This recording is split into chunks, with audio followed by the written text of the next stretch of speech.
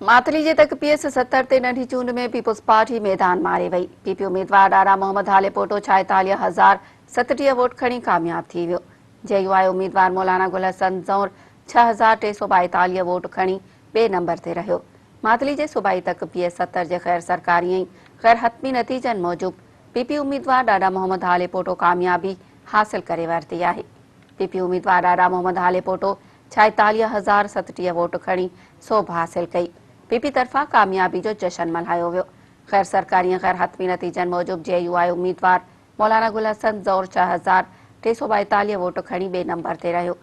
बे पासे मातली जे सूबाई तक ते पीपी जे कामयाब उम्मीदवार डारा मोहम्मद हालेपोटो के पीपी चेयरमैन बिलावल भुट्टो ज़रदारी मुबारकबाद पेश कई आहे। चेयरमैन बिलावल भुट्टो ज़रदारी चयो आहे त पीपी उम्मीदवार जी कामयाबी ज़िले बदीन जी अवाम जी फतेह आहे। बिलावल भुट्टो ज़रदारी चयो आहे त मातली जी अवाम धांधली के नाकाम बणाए इहो साबित कयो त अवाम अॼु बि पीपी सां गॾु आहे। पीपी हमेशह ग़रीब अवाम जे मसइलनि जे हल लाइ जदोजहद कंदी रहंदी।